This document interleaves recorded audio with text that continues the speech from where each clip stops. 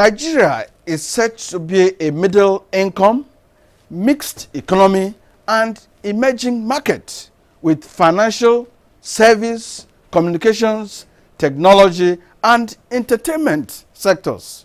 It is ranked as the 21st largest economy in the world in terms of nominal GDP and the 20th largest in terms of purchasing power parity. It is also the largest and biggest economy in Africa. To that extent, the Diaspora this week will be talking to experts on the best strategies that could make the economy more viable. These include raising the debt ceiling, strengthening institutions, and tackling corruption, among others. We also have interviews on health issues. Of course, do not forget our Diasporan of the Week, news and your mails. Welcome to the Diaspora. I am Gabriel Odu. Let's begin this conversation with Professor Michael Umeadi. He is a professor of business and management, Jarvis College, Hawkins, Texas, United States. As a professor of business and management, can you take a reflection on Nigeria's economy? Where are we? Thank you so much for that very important question. Nigerian economy is not crippling. We were very lucky we had an administration, we had the president coming, the now president coming to stop the linkages, because that would have killed the economy. That would have destroyed the economy, because the economy was kind of leaking. That is slipping into recession. And in fact, increasing even more as the GDP is going up per nominal. According to you and according to data, the problem was also on the instance of that not translating or transcending to the people, such that about 62% of Nigerians were in poverty, such that about 29% of Nigerians were making $1.25 per day, such that about almost 79 to 80% of Nigerians were making $2 per day. For an economy as robust as that, from the outline of world talks, the people should be benefiting. For example, let me go back again to tell you something about the economy. 80% of the energy revenue came to the federal government. 16% covered the costs, operation costs, and 4% went to the investors. Of that 80%, because of corruption, only 1% of the population benefited. Can you call that a very strong economy? When it did not transcend down to the people, which means what you'll be seeing is you have two economies, specifically the economy for the rich at that particular time. You see? So that is a problem. But it is great now that the president has come into this process, stop the leakages, begin to talk about corruption, begin to think about institutionalizing or trying to strengthen the institutions. Because you see, if you don't strengthen the institutions, you are not going to bring the economy out of the worst. Right. For Nigeria's situation is best practice, because this is the only area where Nigeria goes say we are going to do business above say 100 billion naira. Right. For example, if you watch the award of the airport contract, Abuja Airport, right, it is one lane contract for 63.5 billion naira. Staggering, you know? Yeah, staggering money. Whereas the same construction of runway in Heathrow Airport, Terminal 5, with 4 lanes, was valued at 25 billion naira. Do you see the differences? Dollars. Naira. I'm talking about naira. I'm equating to naira. 25 billion naira. 4 lanes. Not dollars. Naira. 24 billion naira for 4 lanes. How many lanes? 4. In Heathrow. In Terminal 5. Right. It's nearly completed. Right. Whereas only 1 lane, and that is 4 kilometers. Ours is 3.8 kilometers. 1 lane, 63 billion. This is because this has not gone through the normal process, going through the BPP, where the president's eye must see. Because usually if you inaugurate a BPP council, you find the finance minister as the chair, and then the director general, who is properly qualified to be there, as the secretary of the council. Right. And this strategy you've talked about, debt ceiling. Yes. Is it also a good strategy to show up the economy?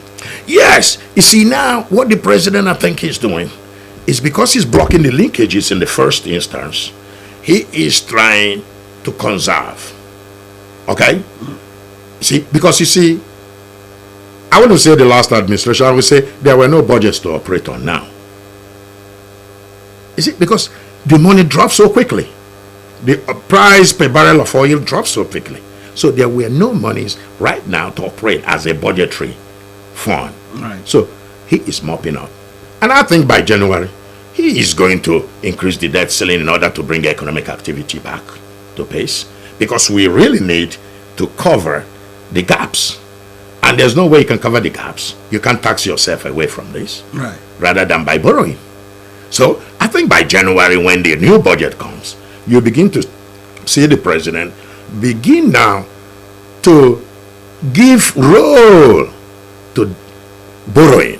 In fact, as of now, there is even an indication that about $25 billion are already subjected for recession, anti-recession fund, as an anti-recession fund. So you begin to see that from January, when the new budgetary process kicks off, there'll be liberalization, because economic activities must come.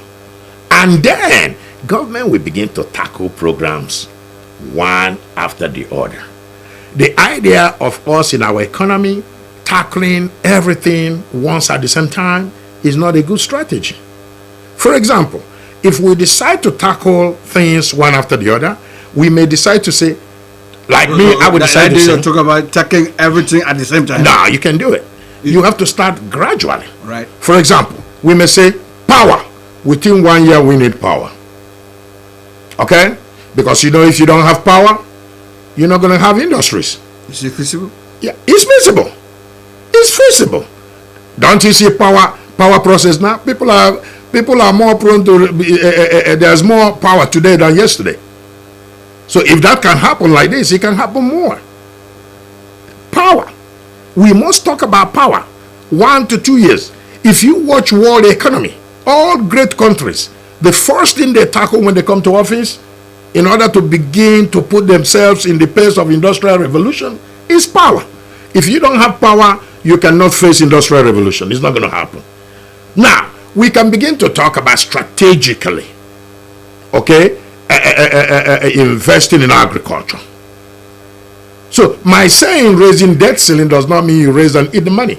Okay. I mean, you raise that, bring up money, bring up so that there can be economic activity. And I'm very sure the president is an incorrigible president. He will administer it very properly.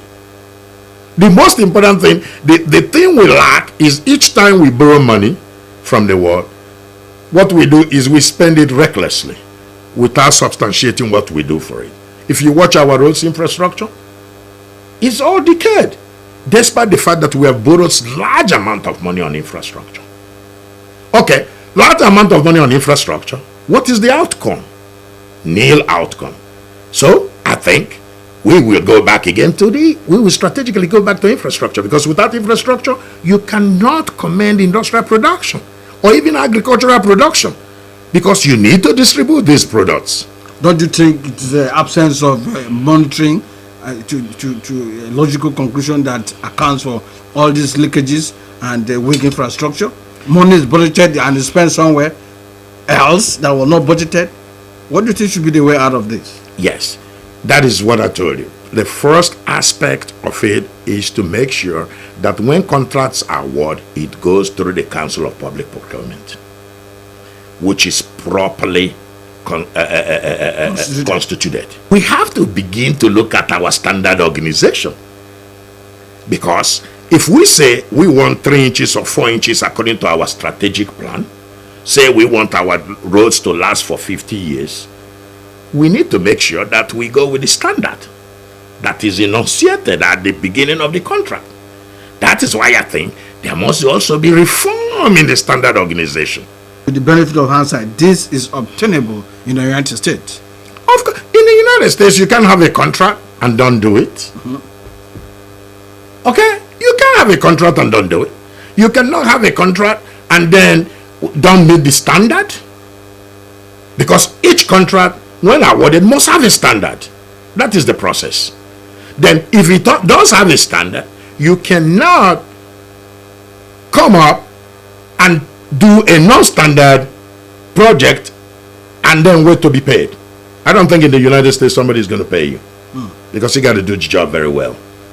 You have to go agree with the sequence of the standard and then go ahead and do the standard. Otherwise, you'll be asked to repeat it. The new administration is looking forward to diversifying the economy from oil, all right, so that we have options.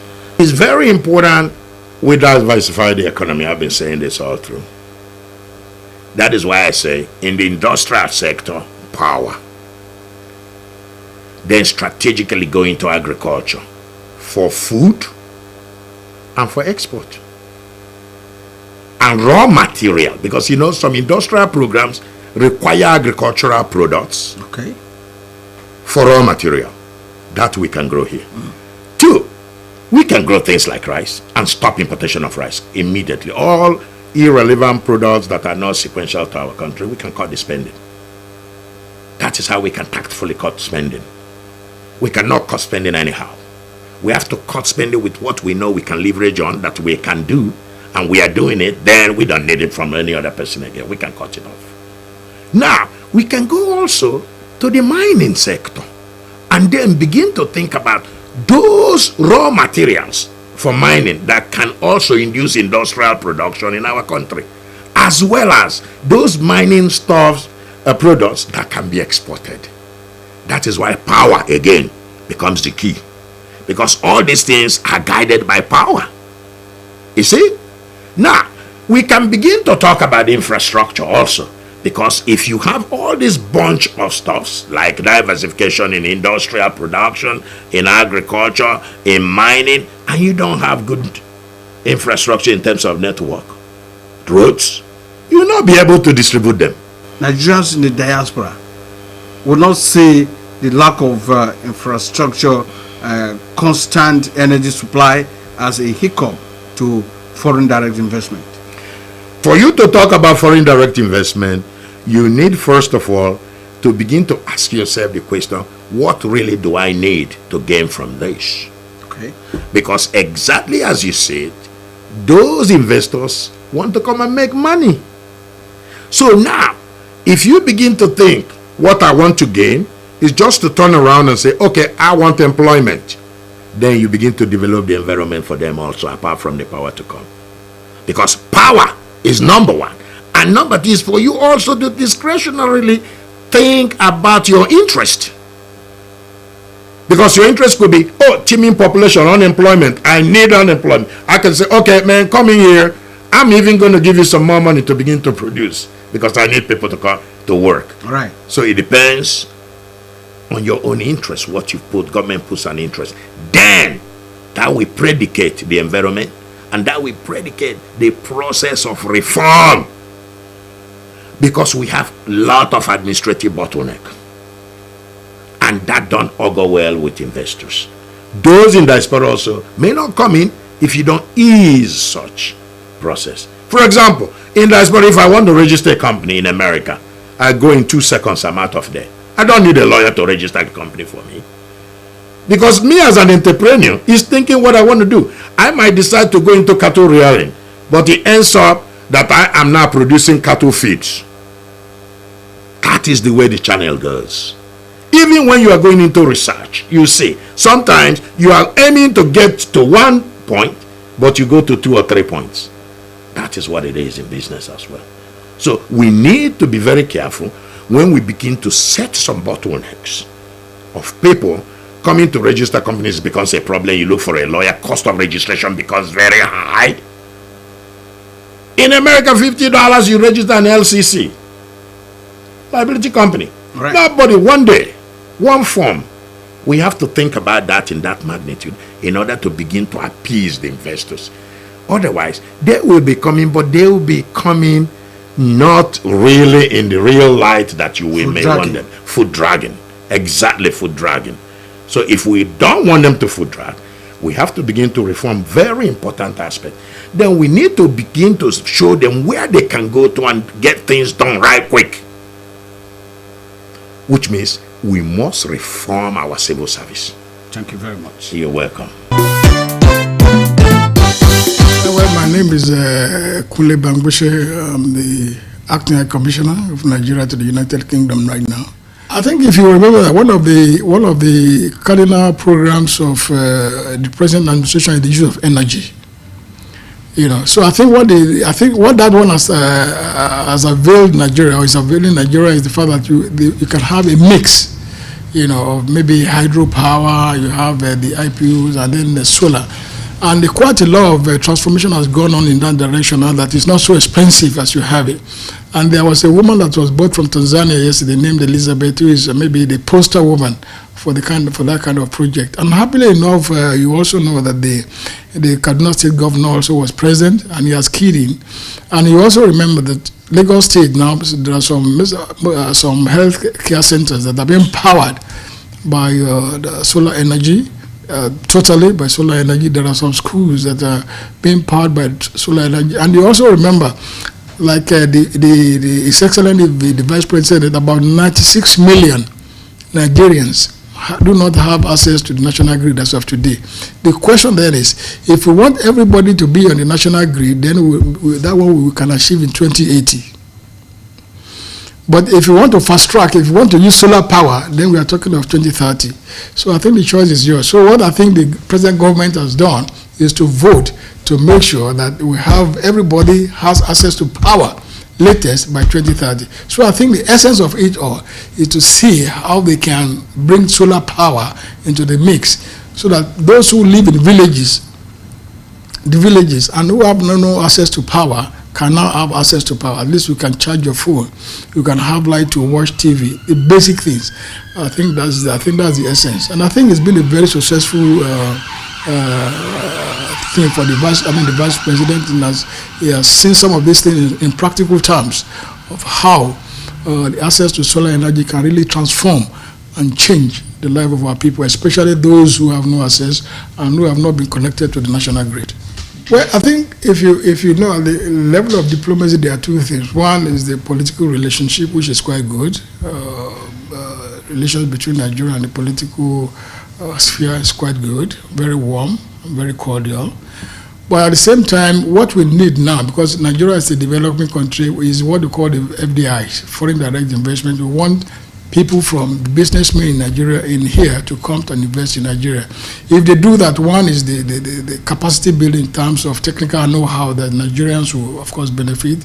And of course, you also look at employment. You will remember that one of the cardinal programs or selling points of this administration also was the desire to really address the massive youth unemployment in Nigeria. So if you now have FDIs, of course, foreign direct investment, of course, you are giving our youth that have not been employed an opportunity to be gainfully employed. So I think it's very critical, one, for us to lay that foundation of trust, that if you invest in Nigeria, you do not have to go through bureaucratic bottlenecks. Nobody will ask you for money before your business can be registered. And of course, most of all is that there are abundant opportunities in Nigeria, in the mining area, in the services, many areas that you have abundant opportunities. I think so. I think, like I mentioned earlier on, the British businessmen are now ready to really go into Nigeria and invest massively. And as an embassy, our own, like I mentioned earlier on, we have a section that is really devoted to trade and investment. We call it industry, trade and investment, and we have a very capable and senior officer manning it. And the essence is to encourage business and British businessmen to go to Nigeria to invest. I think about a couple of weeks ago, I think I met the London mayor, who also is trying to go to Nigeria. We met on how they can go, but I think at that time they were waiting for the ministers to be in place because they were interested in meeting the Minister of Finance and, of course, the Minister of Trade and Investment. So, as far as I'm concerned, the British businessmen are ready. So the onus is on us to make sure that we are also ready for them. And that's why one of the key things we are going to do here is to make sure to key in with the NIPC and also to make sure that when the businessmen here are ready to go to Nigeria, we have our own Nigerian businessmen who are ready so that we can match make. Otherwise, if they go there and they do not meet their own counterpart, those who will be ready, Nigerian businessmen who are ready, really ready to partner with them, of course it won't be fruitful. But so we're really making sure that we do our home ground very well, homework very well, so that the businessmen that will go from here can meet those who are also interested in partnering with them in really establishing businesses in Nigeria. If you are just joining us, this is the Diaspora on the NTA. There's still more for you. Don't go away. Watching NTA, Nigerian Television Authority. For more information and news updates, visit our website at www.nta.ng, or you can follow us on Twitter at NTA News Now, or you can like us on Facebook at NTA Network News. Stay connected on our YouTube channel at www.youtube.com/NTA News Online. Watch our live stream at www.nta.ng/live. NTA, you can't beat the rich.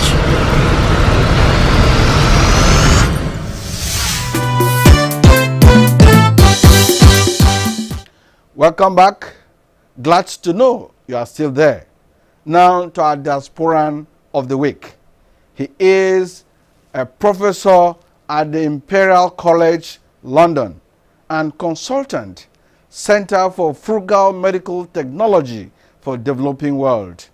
Let's meet Professor Hippolyte Amadi. By my professional training in England, I work in bones and muscles. Bones and muscles? Yes, I'm a consultant specializing on the biomechanics or the function of the shoulder joint. I design surgical techniques that will advance shoulder surgery. So we actually push the boundaries of technology.